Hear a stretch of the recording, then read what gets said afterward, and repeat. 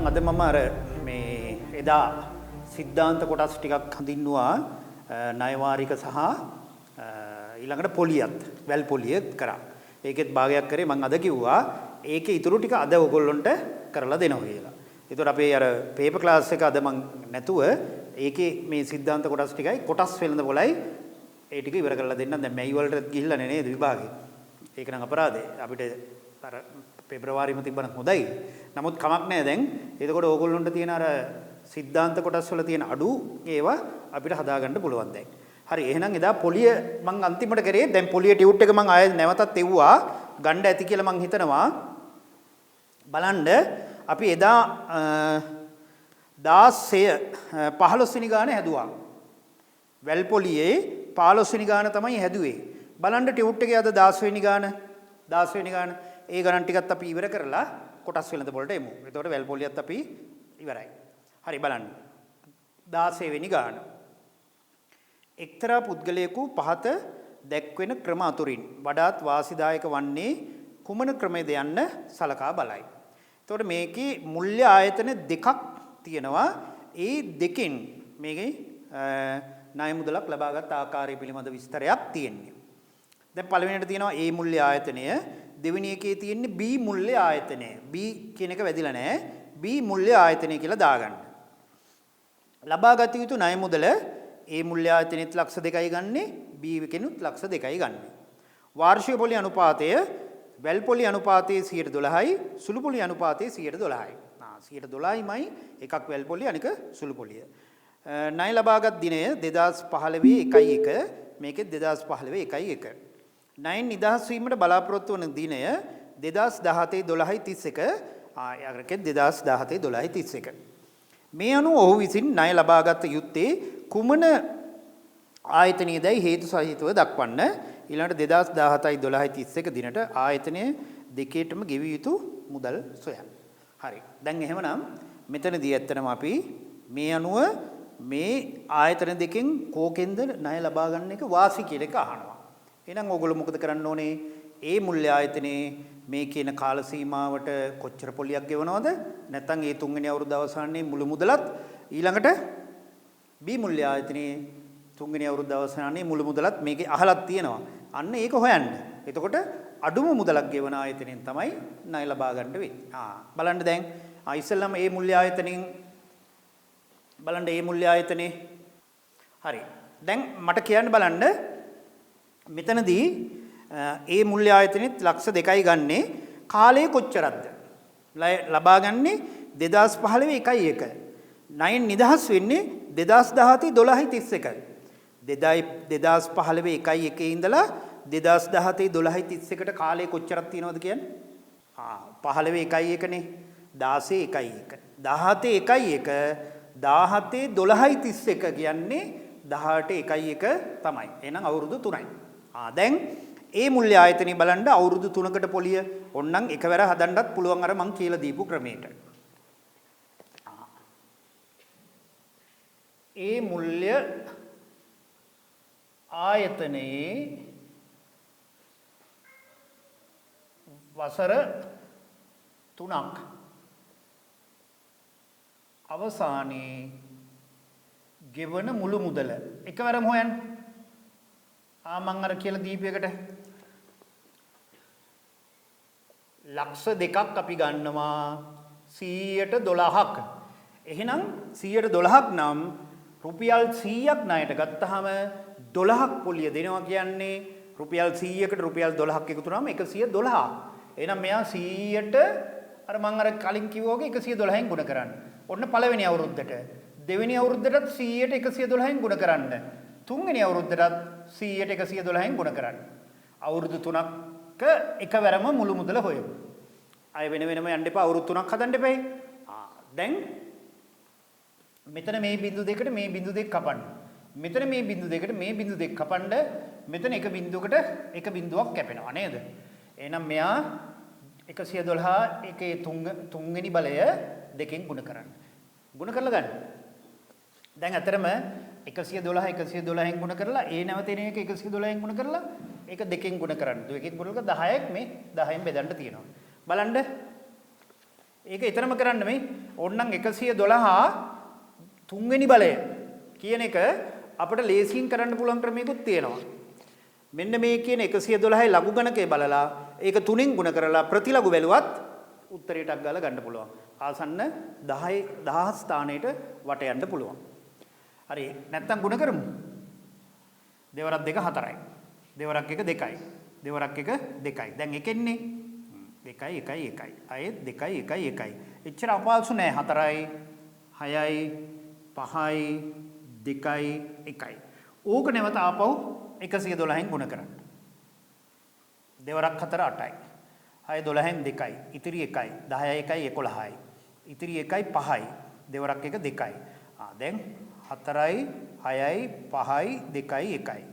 4යි 6යි 5යි 2යි 1යි. එකතු කරමු 8යි 6යි 10යි 11න් 1යි. ඉතිරි 1යි. 17න් 7යි. ඉතිරි 1යි. බිඳුවයි. ඉතිරි 1යි 4යි. මෙයා දැන් ආයේ දෙකෙන් ගුණ කරලා 10න් බෙදන්න ඕනේ. මේ දෙකෙන් ගුණ කරන්න තියෙනවනේ. මෙතනම අපි දෙකෙනුත් ගුණ කරමු. දෙවරක් 8 16න් 6යි ඉතිරි 1යි 12යි 1යි 13යි ඉතිරි 1යි 3යි 14න් 4යි ඉතිරි 1යි එක දැම්මා ඊළඟට දෙවරක් 4 8යි දෙවරක් 1 2යි. මෙයා 10න් බෙදුවා කියන්නේ අන්න 2,81,433යි. 2,81,433යි 760යි. අන්න තුන්වෙනි අවුරුද්ද අවසානයේ ගෙවන මුළු මුදල. මම කිව්වා ඔය විදිහට එකවරම ගන්න. අර තුන් පාරක් කරනවට වඩා මේක ಗುಣ කරලා මෙහෙමත් ගන්න පුළුවන්. නැත්තම් ලඝු වලිනුත් පුළුවන්. එහෙනම් ඒ මුල්‍ය ආයතනයෙන් ණය ලබා ගත්තොත් 100ට 12යි වැල් පොලියට තුන්වෙනි අවුරුද්ද අවසානයේ 2,81,433යි 760ක මුදලක් දෙන්න ඕනේ. ඒ කියන්නේ පොලිය විතරක් ගත්තොත් 81,433යි 760ක්. ඊළඟට මම මෙතන ලියන්නම් B මුල්‍ය ආයතනයේ අවුරුදු 3ක් සඳහා පොලිය බලමු.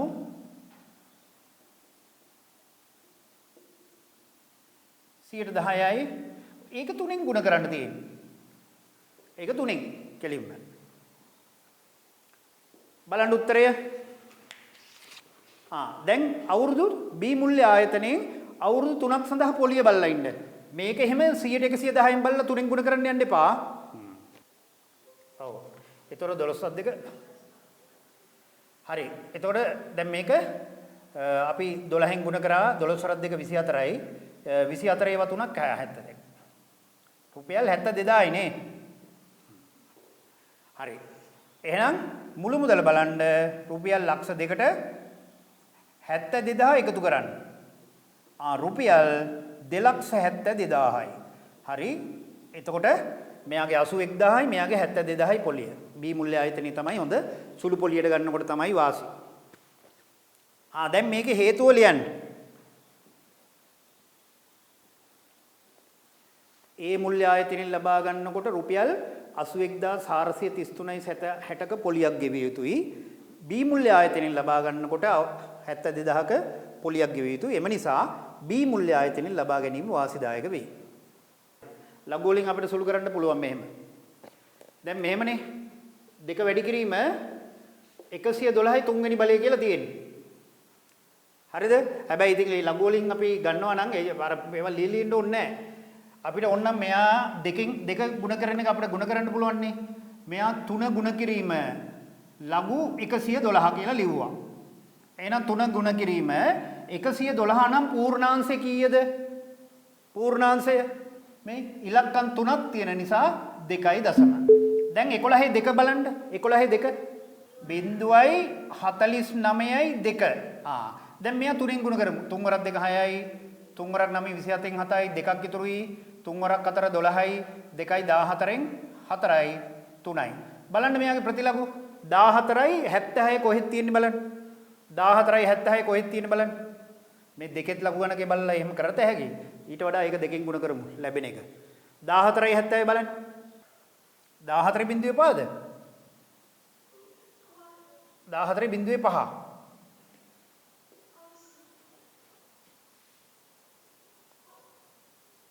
හරි. 14 බිඳුවේ 5 නේ. එහෙනම් මෙයා 3ක් නම් දශම ස්ථාන 4ක් තියන්න ඕනේ. මෙයා දැන් 3යි නේ. දශම ස්ථාන 4ක් එහාට යන්න ඕනේ. 3යි නෙවෙයි 3 වරක් 2 6යි. මෙතන 3 වරක් 2 6යි නේ. ඔන්න 1යි 2යි 3යි 4යි 5යි 6යි ඔන්න තව බිඳු දෙකක් දැම්මා. 1,40,500 යෝග දෙකෙන් ගුණ කරන්න. දෙවරක් බිඳුවයි බිඳුවයි බිඳුවයි ඉතිරි 1යි 1යි 8යි 2,81,000 කියන එක එනවා ආසන්න වශයෙන්. අපිට 2,81,433ක් මේ 433ක අඩුවක් තියෙනවා.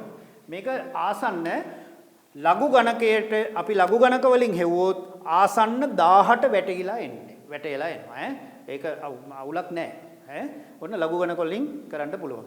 ඒක ලඝු ගණක වලින් ඔයා කරේ නැතත් නිකන් ලඝු ගණක වලින් පුළුවන් විදිහට දාගන්න ඒක. ඒක හදාගන්න. එතකොට ඒවත් මතක තියාගන්න පුළුවන්. ඔන්න 17 වෙනි ගාන බලන්න මේ විදිහට තියෙන්නේ. රුපියල් 1,80,000ක මුදලක් 112 වාර්ෂික වැල්පොලි අනුපාතයකට ණයටගත් පුද්ගලයෙකු මාස 6කට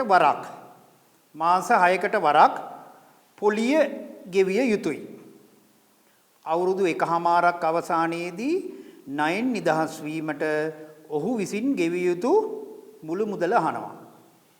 දැන් මෙතනදී මාස 6න් 6ට පොලිය එකතු කරන්න. අන්න හොඳට බලන්න. මාස 6න් 6ට. එහෙනම් වාර්ෂික පොලිය අනුපාතයක් අපිට දීලා තියෙන්නේ 112. එහෙනම් මාස 6කට වරක් පොලිය අනුපාතය කීයද? 106යි. මොකද අවුරුද්දට මාස 6 වත් දෙකයි තියෙන්නේ. අර 112 දෙකෙන් බෙදන්න. ඒකත් අපි ලියලා ඉමුකෝ. මාස 6කට වරක් පොලිය අනුපාතය 12 බෙදන්න දෙකෙන් 106යි. මාස 6න් 6ට දැන් පොලිය එකතු කරන්න 106 ගන්න. දැන් හදන්න ටක් ගාලා. එකවරම බලන්න පුළුවන්. මාස 6කට වරක් පොලිය බැලුවා.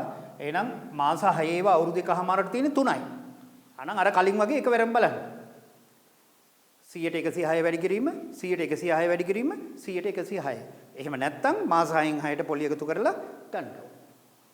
කොහොමද හදන්නේ? එකවර හදනවද? මාස 6න් 6ට පොලිය එකතු කරලා හදන්නද?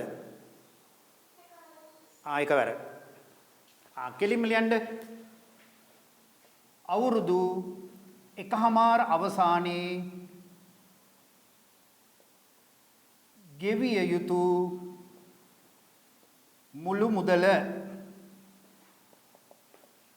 1,80,000යි 100ට 6යි නම් පොලිය මුළු මුදල වෙන්නේ 100ට 106යි. ඔන්න පළවෙනි මාස 6ට. මෙන්න දෙවෙනි මාස 6ට 100ට 106යි. මෙන්න තුන්වෙනි මාස 6ට 100ට 106යි. දැන් මේ බින්දු දෙකට ඔන්න අපි බින්දු දෙකක් කැපුවා. මේ බින්දු දෙකට බින්දු දෙකක් කැපුවා. ඔය එන උත්තරේ ආයේ 100ෙන් බෙදන්න ඕන. ඒකත් මතක තියාගන්න. දැන් මට 106න් ගුණ කරලා නැවත 106න් ගුණ කරලා ඒක 18න් ගුණ කරලා 100ෙන් බෙදන්න ඕනේ. ඉක්මනට උත්තරේ කියන්නේ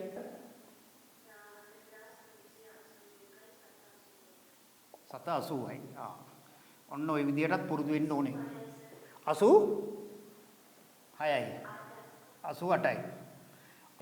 දැන් මේකේ මාස 6න් 6ට පොලිය එකතු කරන්න. නමුත් අපට ගාණි දීලා තියෙන්නේ වාර්ෂික පොලිය අනුපාතයක්. ඒතකොට වාර්ෂික පොලිය අනුපාතයක් අපිට ගන්න බෑ. මාස 6න් 6ට පොලිය එකතු කරනකොට මාස 6කට සැරයක් පොලිය අපි හදා ගන්න ඕනේ. එතකොට අවුරුද්දට මාස 6ව දෙකක් නේ තියෙන්නේ.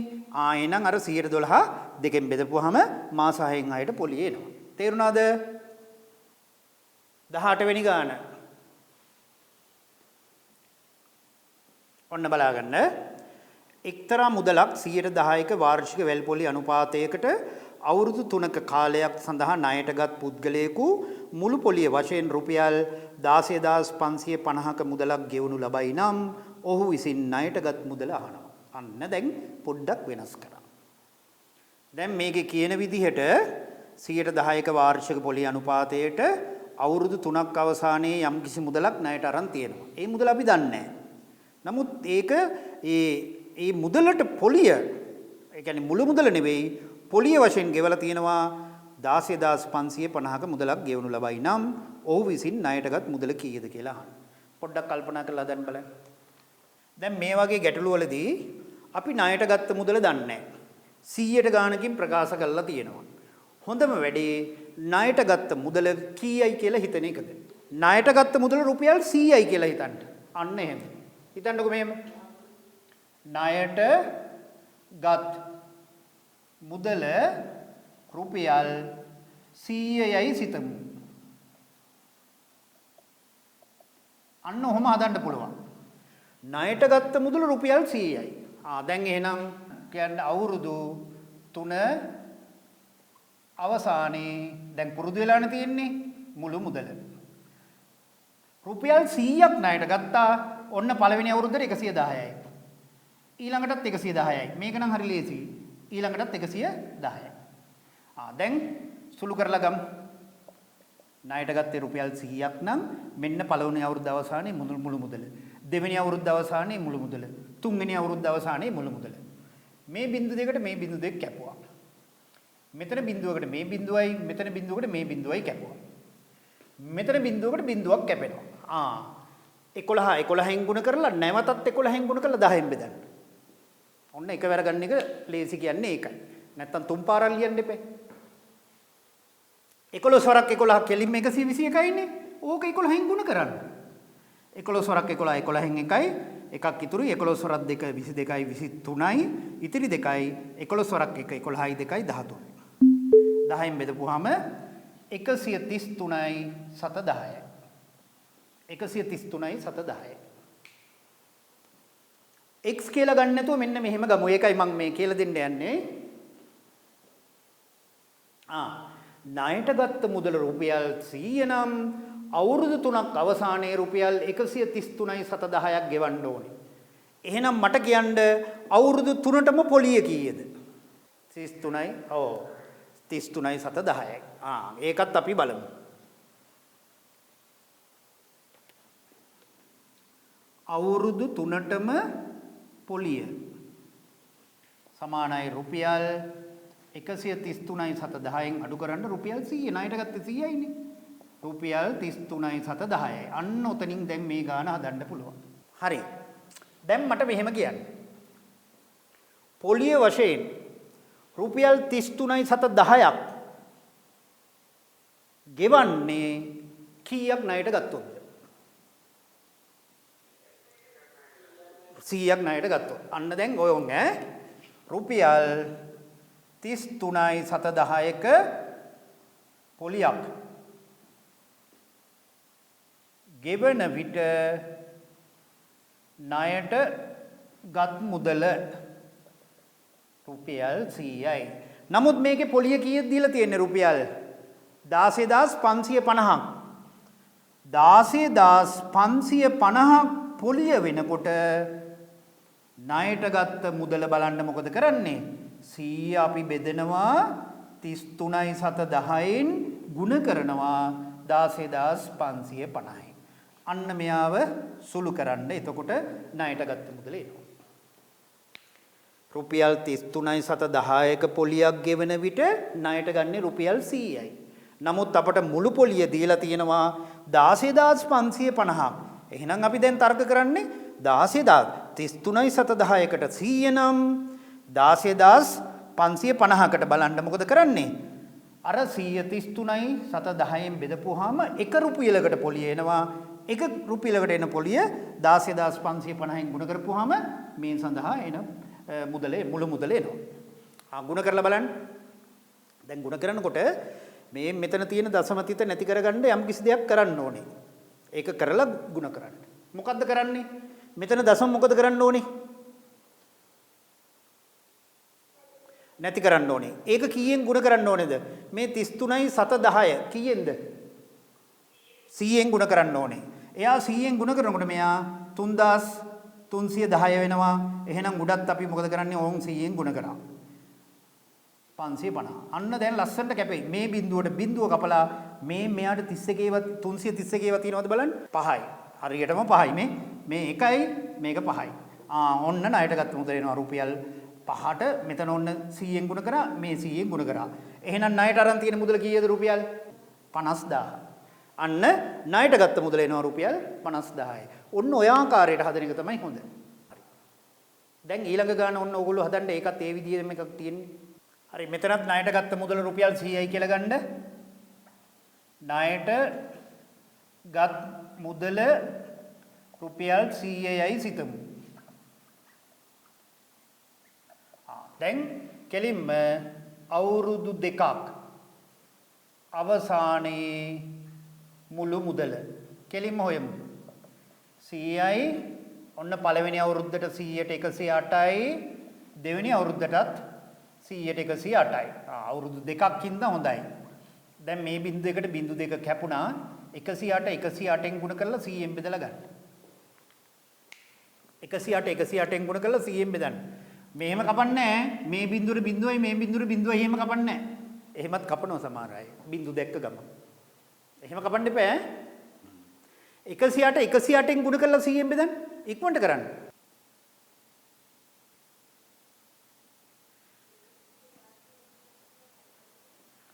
රුපියල් 116යි 764යි. හරි. ආයෙනම් දැන් අවුරුදු දෙකකට මුළු පොලිය. දෙකට පොලිය. ඈ?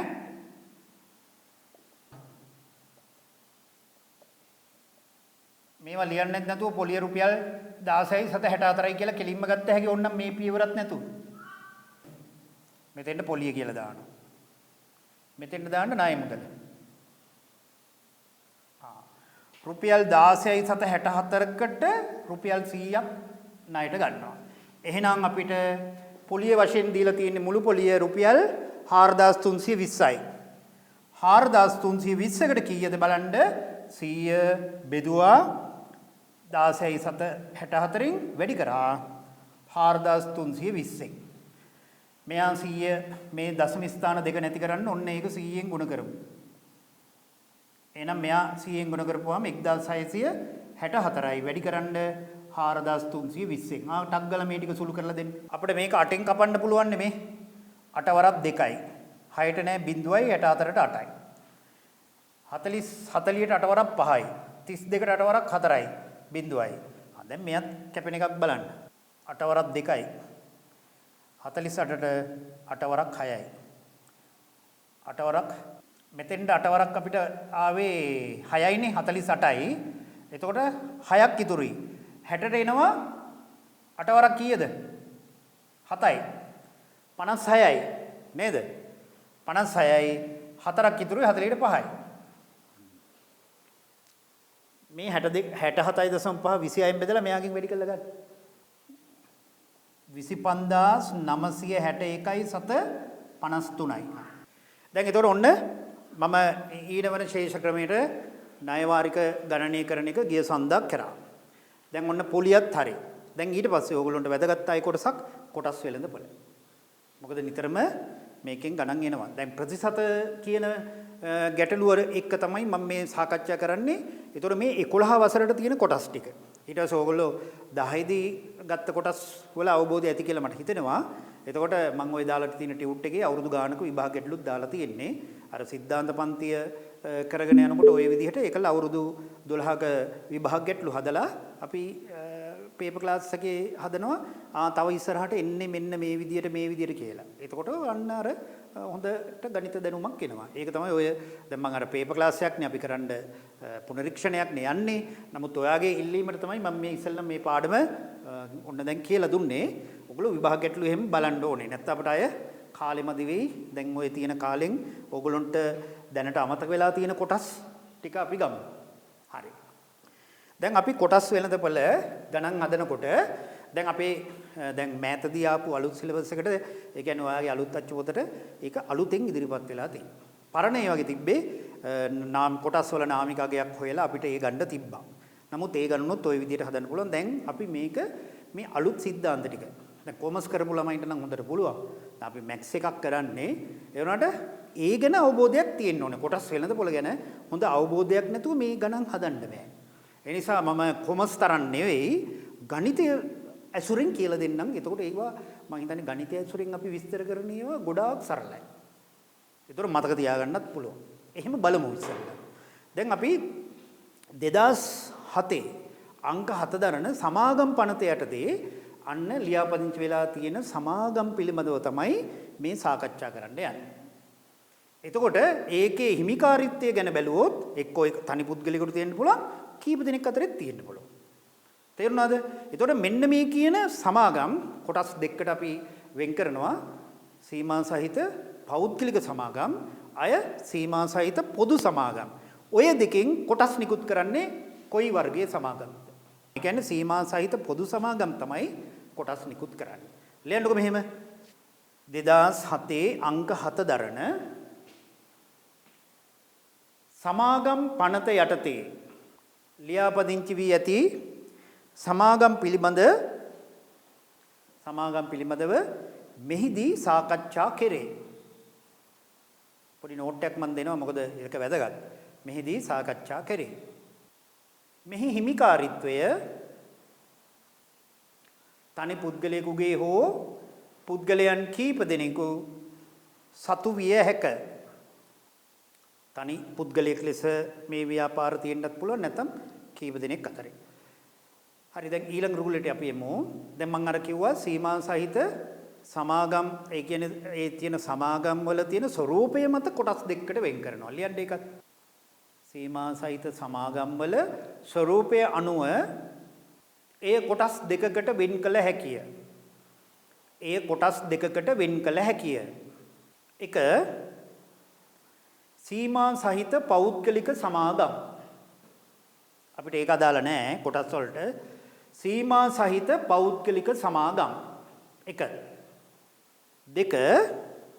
සීමා සහිත පොදු සමාගම්. එහෙනම් දැන් ඔන්න ඔය කොටස් දෙකෙන් අර මම දෙවෙනියට කිව්වනේ. ඒ දෙවෙනියට කියපු සමාගම් වල ව්‍යාපාර කටයුතු ආරම්භ කිරීමට.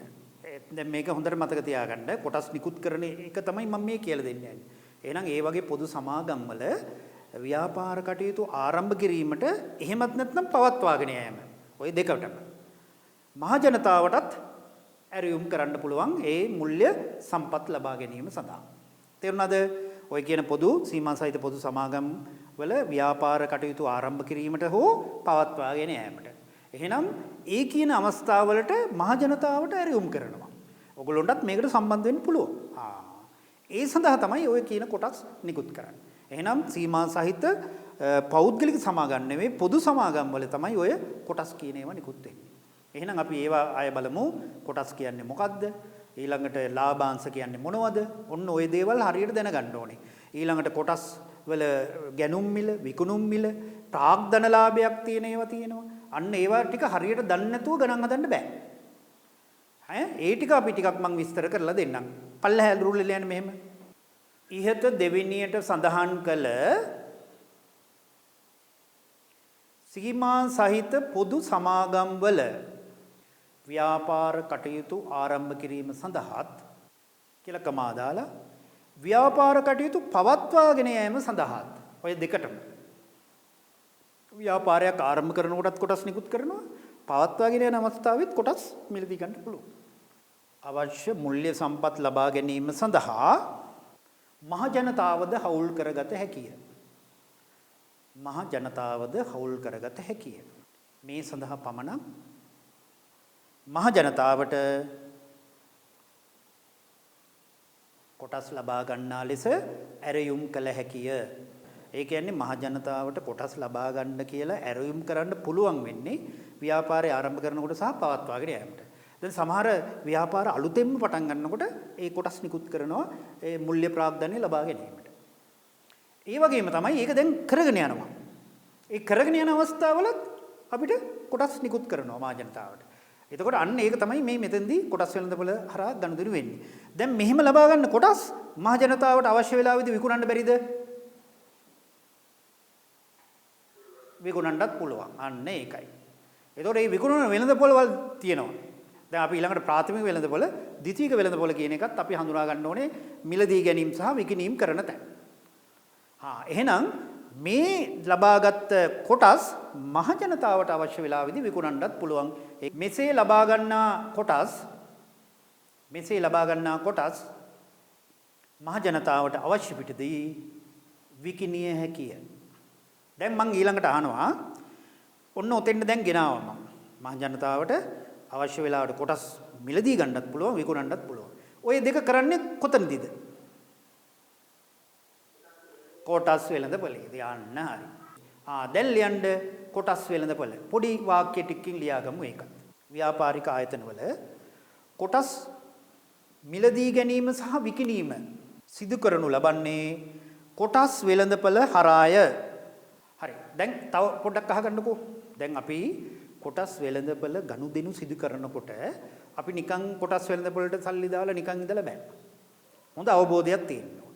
ඇයි? මිල අඩු වෙන අවස්ථාවේදී තමයි අපි ඒවා මිලදී ගන්න බලන්නේ.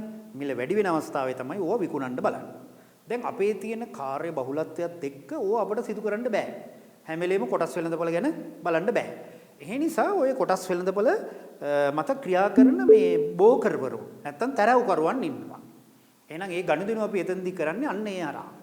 ඒතකොට ඒ අය තමයි අපි ඒ අයට යම්කිසි ගාස්තුවක් ගෙවන්න වෙනවා ඒ වෙනුවෙන් අන්න ඒ තරකරුවන් මාර්ගයෙන් පුළුවන් අපිට කොටස් වෙළඳපොළ ගනුදෙනු කරන්න. හරියන්නකෝ එතෙන්ටම මේ සඳහා කොටස් වෙළඳපොළ සමග ක්‍රියා කරන තරව්කරුවන් මගින් මෙය සිදු කරනු ලැබේ. මෙම නැත්තම් මෙම ගනුදෙනු සිදු කරනු ලැබේ. කොටස් වෙළඳපොළේ කාර්යය තමයි මම ඔය දැන් කිව්වේ කොටස් මිලදී ගැනීම සහ විකිණීම සිදු කරන ආයතනයක්. ඒ කියන්නේ සීමා සහිත පොදු සමාගම් විසින් ව්‍යාපාර කටයුතු ආරම්භ කරන්නයි ඒක පවත්වාගෙන යන්නයි තියෙන කොටස් වෙළඳපොළ ගැන තමයි මේ අපි කියන්නේ. හරි. දැන් කොටස් කියන එක දැන් මොකක්ද කියන එක බලමු. දැන් මම කිව්වා සීමා සහිත පොදු සමාගම් වල ව්‍යාපාර කටයුතු ආරම්භ කිරීම සහ පවත්වාගෙන යාමටනේ මේ කොටස් වෙළඳපොළේදී ගනුදෙනු සිදු කරන්නේ. එතකොට දැන් ඒ අය තමයි මේ මහ ජනතාවට දැන් ඇරයුම් කරන්න ඕනේ අපේ ව්‍යාපාරවලට එකතු වෙන්න කියලා.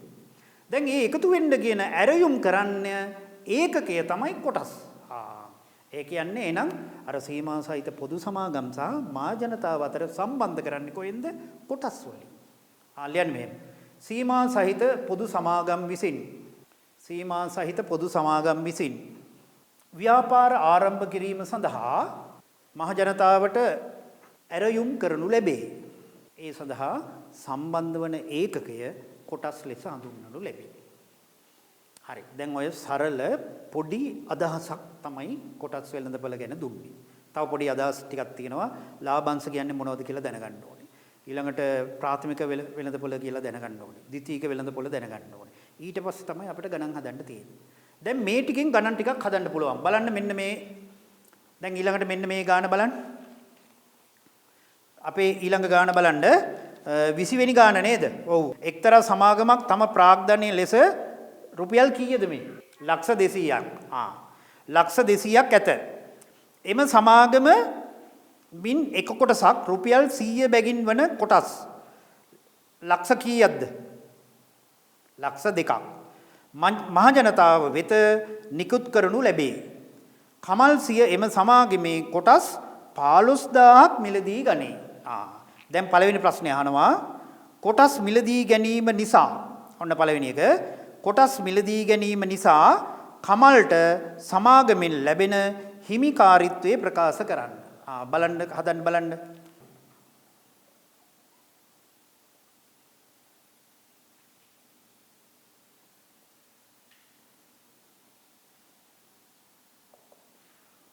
ඔක්කොම කොටස් ලක්ෂ 2ක් තියෙනවා. ඒකෙන් එයා ගන්නේ 15000යි. අන්න 100ට කීයද බලන්න. එන්න හිමිකාරීත්වය එනවා. බලන්න. මේ කමල්ට ලැබෙන හිමිකාරීත්වය අහනවා ලක්ෂ 200ක කොටස් එකක් රුපියල් 200යි. එතකොට ලක්ෂ 2ක් කොටස් නිකුත් කරනවා. ඒකෙන් 15000ක් ගන්න. එහෙනම් 100ට කීයද? මේ බිංදු තුනට මේ බිංදු තුනයි මේ දෙකට මේ දෙකයි කපන්න 15 බෙදන්න 100ට 7.5. එහෙනම් කමල්ගේ හිමිකාරීත්වය මේ සමාගමේ 107.5ක් තියෙනවා. ඔන්න හිමිකාරීත්වය කමල්ට ලැබෙනවා. දැන් අහනවා කමල් ආයෝජනය කරන මුදල. එහෙනම් මේකේ කොහොමද කොටසක් රුපියල් 100 ගානේ කොටස් 15000 ගන්නේ. එහෙනම් කමල් ආයෝජනය කළ මුදල කීයද? ඔව්. කමල් ආයෝජනය කළ මුදල බලන්න රුපියල් 15000 ගුණ කරන්න එක කොටසක් 100යි. බිංදු දෙකක් දාන්න. ලක්ෂ 15යි. එහෙනම් කමල් ආයෝජනය කරනවා ලක්ෂ 15ක මුදලක්. අන්නේ. ඔව් අවුරුද්දක් මේම දැන් අපි කොටස් වල මුදල් ආයෝජනය කිරීම නිසා අවුරුද්දක් අවසානයේ කොටස් කරුවන්ට ලැබෙන ආදායම තමයි අපි ලාභාංශ කියලා කියන්නේ. ලියන්න මේම. සීමා සහිත පොදු සමාගම් විසින් ආරම්භක කොටස් නිකුත් කිරීමේදී කොටස් කරුවන් වෙත අවුරුද්දක් අවසානයේදී කොටස් කරුවන් වෙත ගෙවනු ලබන ආදායමද සඳහන් කරනු ලැබේ. එය ලාභාංශ ලෙස හඳුන්වනු ලැබේ. දැන් ඔය කියන ලාභාංශ සමහර වෙලාවට කාර්තු වලටත් ගෙවන්න පුළුවන් අවුරුද්දටත් ගෙවන්න පුළුවන් අවුරුද්දක් අවසානයේත් ගන්න පුළුවන් නැත්නම් කාර්තු වලිනුත් ගෙවනවා. ඒ කාර්තු වලින් ගොඩක් දුරට කාර්තු වලින් තමයි ගෙවන්නේ එතකොට අවුරුද්දක් අවසානයේදී තියෙන ඒවා තමයි අපි ගොඩක් ගණන් දාලා තියෙන්නේ. නමුත් ඒවා කාර්තු වශයෙන් ගෙවන්න පුළුවන්.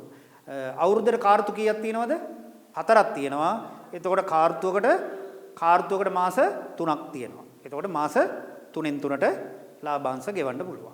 හරි. දැන් එහෙනම් ඊළඟ ගාන බලන්න 21 වෙනි ගාන.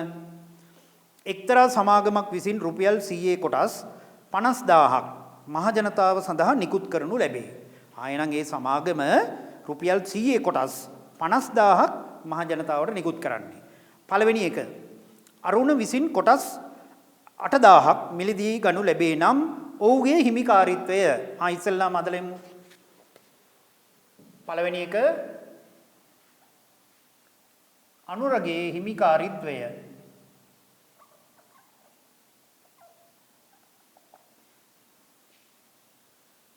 කොටස් තියෙන්නේ 50000යි.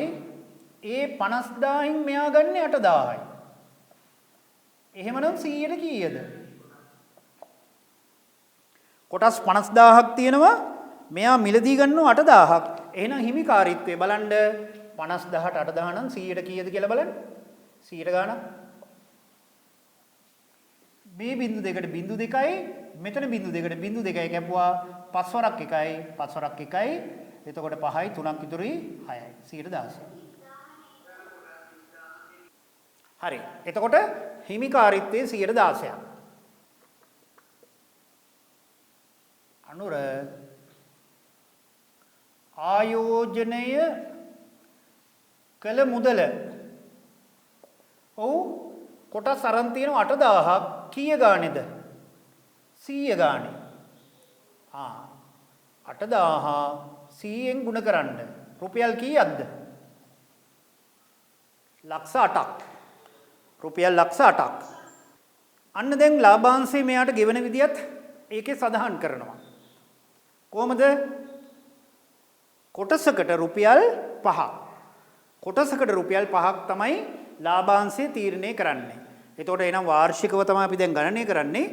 ඒ වාර්ෂිකව ගණනය කරන ලාභාංශය කාර්තු වශයෙන් ගෙවන්න පුළුවන් ඒකත් මතක තියාගන්න. එහෙනම් අහනවා සමාගම විසින් එක් කොටසකට රුපියල් 5ක් බැගින් වාර්ෂික ලාභාංශයක් ගෙවන්නේ නම් අනුරගේ වාර්ෂික ආදායම. ලියන්න වාර්ෂික ආදායම. වාර්ෂික ආදායම. ඔව්. එතකොට එයාගේ කොටස් තියෙන්නේ කීයක්ද අරගත්තේ 8000යි. එක කොටසක් රුපියල් 5යි. 5 වරකට 40යි. බිංදු 3යි. රුපියල් 40000ක් වාර්ෂිකව ලැබෙනවා. රුපියල් 40000ක් වාර්ෂිකව ලාභාංශය ලෙස ලැබෙනවා. ඊළඟට අහනවා අනුරට ලැබෙන වාර්ෂික ආදායම යෙදූ මුදලේ ප්‍රතිශතයක්. දැන් මෙයා යොදලා තියෙනවා ලක්ෂ 8ක් ආදායම ලෙස ලැබිලා තිනවා 40000ක්. 4 එය යෙදූ මුදලේ ප්‍රතිශතය. ලක්ෂ 8කට එයාට ලැබිලා තියෙන්නේ 40000යි. එහෙනම් 100ට බලන්න. ඔව් මේ බිංදු 2යි මෙතන බිංදු 3ට බිංදු 3යි කැපුණා 8 වරක් 1යි 8 වරක් 5යි. 100ට 5ක්. හරි බලන්න 22 වෙනි ගාන නේද? එක්තරා සමාගමක් විසින් තම ප්‍රාග්ධනය රැස් කර ගැනීම සඳහා රුපියල් 20 කොටස් ලක්ෂ 5ක් නිකුත් කරනු ලැබේ. රුපියල් 20 කොටස් ලක්ෂ 5ක්. එම කොටස් සඳහා වාර්ෂිකව ලාභාංශය ලෙස කොටසකට රුපියල් 3ක් බැගින් ගෙවනු ලැබේ. 1. එම සමාගමේ ආයෝජනය සඳහා ඉදිරිපත් වන අතුල මහතා විසින් කොටස් 25000ක් මිලදී ගනී. 1. එම සමාගමේ ප්‍රාග්ධනය කීයද? මොකද කරන්න ඕනේ? මේ සමාගම රුපියල් 20 කොටස් ලක්ෂ කීයක් නිකුත් කරනවද? ලක්ෂ 5ක්. එහෙනම් එහි ප්‍රාග්ධනය බලන්න ලක්ෂ 5 20න් වැඩි කරන්න. ප්‍රාග්ධනය කිව්වේ ව්‍යාපාරයක් ආරම්භ කරනකොට යොදන මුදල. ඒක සඳහා තමයි මේ කොටස් නිකුත් කරලා තියෙන්නේ. දැන් එහෙනම් මෙම ව්‍යාපාරයේ ප්‍රාග්ධනය පළවෙනි එක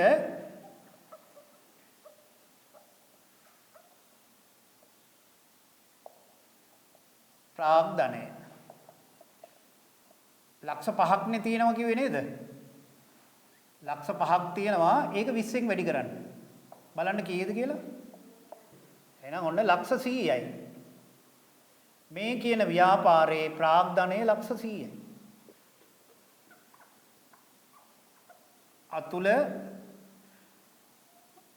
එම සමාගමේ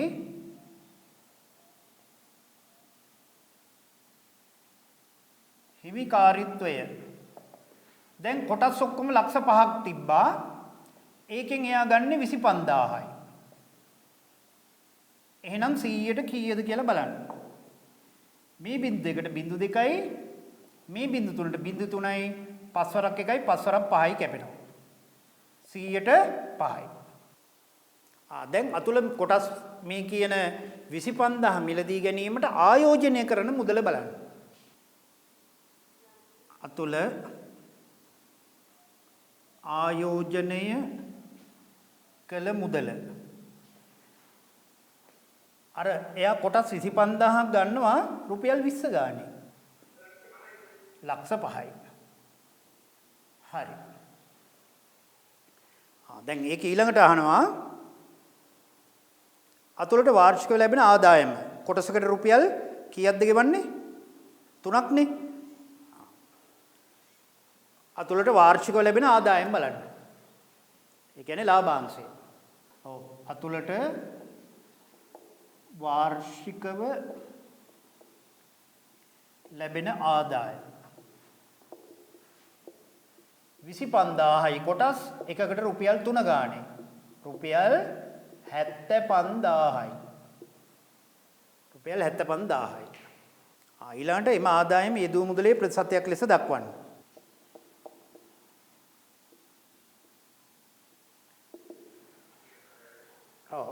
දැන් අතුලට එමෙල වාර්ෂික ආදායම 75000යි කීයක් යොදලා ලක්ෂ 5කට 75000යි. එහෙනම් 100ට කීයද? මේ බිංදු 1ට බිංදු 2යි මෙතන බිංදු 3ට බිංදු 3යි 15 වරක් 5 වරක් 1යි 15යි 100ට 15යි. හරි. ඊළඟ ගාන හදන්න දැන් හැමෝම අපි ඊළඟ ගාන හදමු. 23 නේද ඊළඟට හදන්න තියෙන්නේ? ඔව් 23. එක්තරා සමාගමක් විසින් ඔවුන් නිකුත් කරන කොටස් සඳහා වාර්ෂිකව එක් කොටසක් සඳහා රුපියල් 5ක ලාභාංශයක් ගෙවනු ලැබේ. එම සමාගමේ මුදල් ආයෝජනය කළ උපාලි රුපියල් 25 බැගින් කොටස් මිලදී ගැනීමෙන් වර්ෂයේ අවසානයේ රුපියල් 60000ක ආදායමක් ලබයි. බලන්න දැන් පොඩි වෙනසක් කරලා තියෙනවා. ආදායම ඉස්සෙල්ලම දීලා තියෙනවා. දැන් උපාලි මිලදීගත් කොටස් ගන්න බලන්න. දැන් ඒ උපාලි මිලදීගත් කොටස් ගන්න බලන්න මොකද කරන්නේ? වාර්ෂිකව 60000ක් ලාභය ගන්නවා ආදායම. කොටසක් ලාභාංශය කීයද කියන්නේ? රුපියල් 5යි. එහෙනම් මිලදීගත් කොටස් ගන්න බලන්න මොකද කරන්නේ? 60,000 5න් බෙදන්න.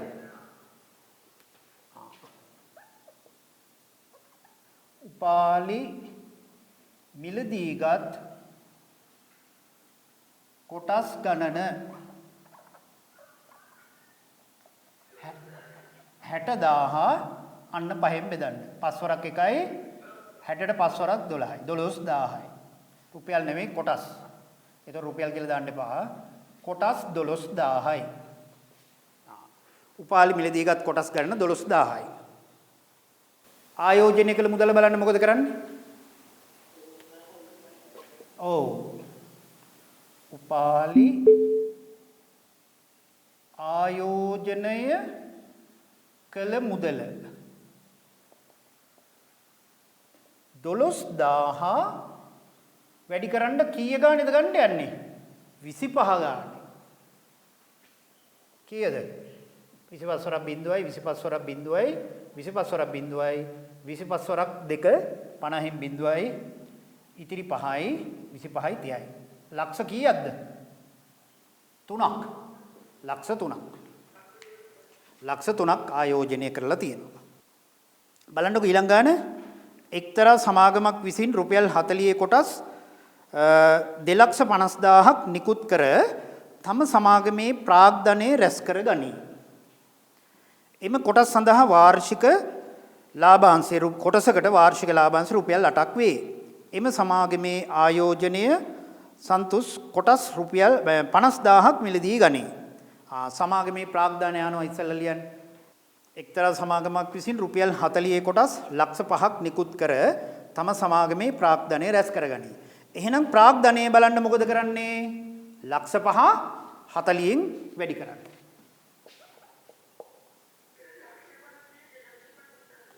දෙලක්ෂ 50,000ක්ද තියෙන්නේ? හරි.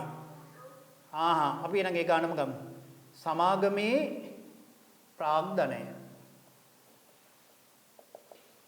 2,50,000ක් නේ තියෙන්නේ. ඒක වැඩි කරන්න 40. 40න් වැඩි කරන්න කීයක් එනවද? දැන් ඒවා නිකන් වැඩි කරන්න මේ බලන්නකෝ. 25 4න් ගුණ කරන්නකෝ. 25 4න් ගුණ කරපුවාම 100යි. එතකොට බිංදු 1යි 2යි 3යි 4ක් දාන්න. 4ක් දැම්මා. එතකොට බිංදු 3න් 3ට කඩන්න. 25 ඉන්න හරි නේද? 25 වරක් 4 හරි බිංදු 5ක් දාන්න ඕන. 1යි 2යි 3යි 4යි 5යි. එතකොට මෙයා 3න් 3ට අපිට කඩපුවාම ලක්ෂ 100යි. ලක්ෂ 100යි. සන්තුස් සමාගමේ ආයෝජනය කළ මුදල අහනවා. එයා මිලදී ගන්නේ කොටස් කීයක්ද? 50,000යි. එක කොටසක් කීය ගානේද? 40 ගානේ. එහෙනම් සන්තුස් ආයෝජනය කළ මුදල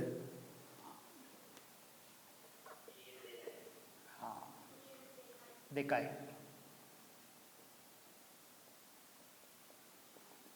රුපියල් 50,000 අපි 40න් ගුණ කරමු. 5 වරක් 4 20 දැම්මා. බිංදු 1යි 2යි 3යි 4යි 5යි. 1යි 2යි 3යි 4යි 5යි අපි 3න් 3ට කඩපුවාම එනවා මිලියන 2ක් නැත්නම් රුපියල් ලක්ෂ 20යි. රුපියල් ලක්ෂ 20යි. දැන් මම මේ ගණන් ඔයාලට මේකේ ලාභාංශ ගණන් ටික හරියට හදන්න පුළුවන් විදියට සරල ගාණේ ඉඳලා සංකීර්ණ ගාණට යන්නේ. ඔන්න ওই ටික කොහොම හදපුවාම හොඳ අවබෝධයක් එනවා. මේ පොඩි වෙලාවකින් ලොකු වැඩ කොටසක් කරන්න තමයි මම මේ කියලා දෙන්නේ. දැන් ওই ටික හොඳට තේරුණා නේද ඕගොල්ලොන්ට? හරි ඊළඟට බලන්න. ඒකත් හරිනේ. ඔහුට ලැබෙන වාර්ෂික ආදායම මේ එක කොටසකට යාට කීයක්ද ගෙවන්නේ?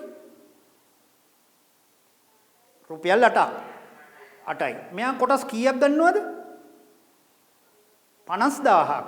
එහෙනම් වාර්ෂික ආදායම නැත්නම් ලාභාංශ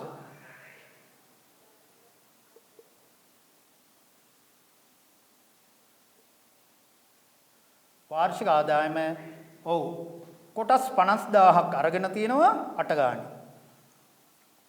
මේ වැඩි කරන්න 8 ගානේ නේද? ඔව් 8 වරක් 5 40යි අන්න බිංදු ටික දැම්මා. ලක්ෂ 4ක්. ලක්ෂ 4ක්. එය යෙදූ මුදලේ ප්‍රතිශතයක් දක්වන්න. එය යෙදූ මුදලේ ප්‍රතිශතය. එයා කොච්චරද මුදල් යෙදුවේ? ලක්ෂ 20ක්. ලැබිලා තියෙනවා ලක්ෂ 4ක්. එහෙනම් 100ට කීයද? 100ට කීයද? මේ බින්දු දෙකට බින්දු 2යි. මෙතන 1 2 3 4ක් බින්දු 4කට මේ 4 කැපුණා. දෙවරක් 1යි දෙවරක් අන්න 120ක්. 120ක්. හරි දැන් ඕකේ දැන් මම දාලා තියෙනවනේ මේ පාඩම ඉවරුනහම විභාග ගැටලු දාලා තියෙනවා. ඒකෙන් මම මෙහෙම කරන්නම්. දැන් 10 කොටස් ආවරණය වෙන විදියයි 11 ආවරණ වෙන විදියට විභාග ගැටලු 7ක් 8ක් කරන්නම් ඈ. එතකොට හරිනේ. ඔව් ඊට පස්සේ අපි දැන් පෙබරවාරි වලින් පස්සේ මම ඕගොල්ලන්ට අර ආදර්ශ ප්‍රශ්නක් දෙනවනේ. ඒ කියන්නේ ඒ විභාගෙට දැන් අපි මෙතෙක් සාකච්ඡා කරේ අර පළවෙනි පේපර් එක. ඒ වගේ පේපර් තව 10ක් විතර මම කරන්න ඕනේ. නමුත් දැන් ඕගොල්ලෝ මේ සිද්ධාන්ත කොටස් කරන්න කියපු නිසා මම ඒ ටික මතක් කරගෙන යනවා.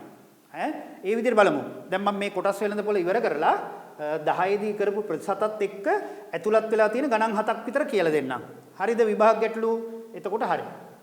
එහෙනම් අපි ඊළඟ සිකුරාදා මේ කොටස් වෙළඳපොළ ගණන් ටික ඉවර කරමු. හරි. එහෙනම් ඊළඟ සිකුරාදා